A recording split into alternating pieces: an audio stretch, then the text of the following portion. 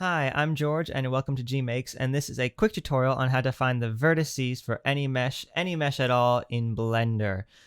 This could be a primitive, such as this default cube that is native to Blender, or it could be something you model yourself, or it could be something that you import from another website or a model you find somewhere online.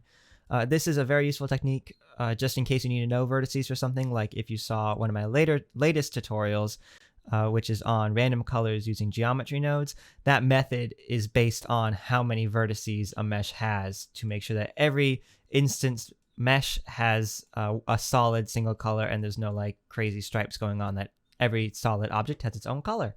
So that's one reason you might want to know how many vertices an object has. I'm going to delete the default cube. In fact, I'm going to delete everything. And I'm going to insert a icosphere just to use as my example. And I'm going to subdivide it all the way up to 5, which is a lot. I mean, it's pretty much just a normal sphere now, but it's made of triangles. Ooh, that's fun.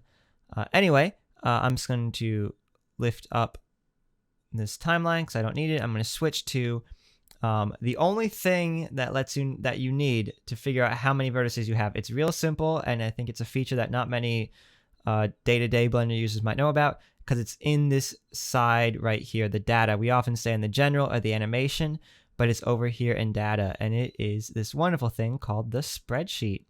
And there we go. Look at this.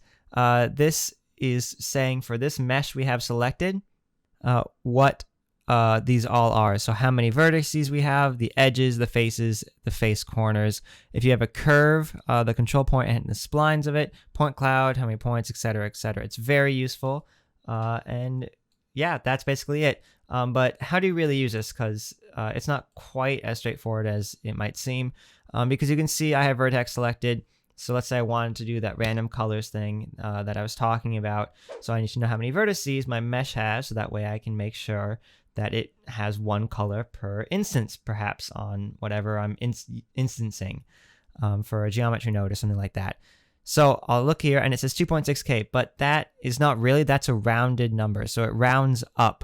One thing you can do is you can scroll down. So you can see we start at 0.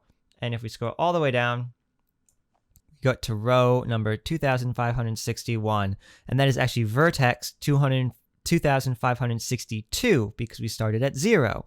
So you have to add 1 to whatever this bottom number is. Or if you want something even simpler, you can come over here and just look at this rows number. That is how many vertices we have. So we have 2,562, exactly how many this is, plus 1. So that's it. This is just how you can do it. Let's see. I'm going to insert a cube, and this should have 8 subdivisions. And you can see we have 1, 2, 3, 4, 5, 6, 7, 8. 8 rows. However, something to keep in mind is that if you make a whole bunch of objects that are all connected, so this is for geometry nodes, anything that isn't realized instances or anything that's not separate, that is technically one mesh or an instance of one mesh. You can see I have 2 of these icospheres, and there we go. We have that 5,124 because it's counting all the vertices for these 2, but the cube, it's just one object again, so it only has 8. And that is how to find vertices of any object at all in Blender, and it will update. Like again, if I have this cube and I want to subdivide it, and let's just subdivide it a bunch, you can see it updates in real time to see how many vertices I have. Yeah, that's it. That's right here again under data spreadsheet.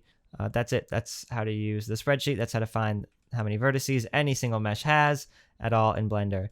I hope you enjoyed this tutorial. I hope you learned something and use this instead of doing a whole bunch of math like I did. And I'll catch you next time.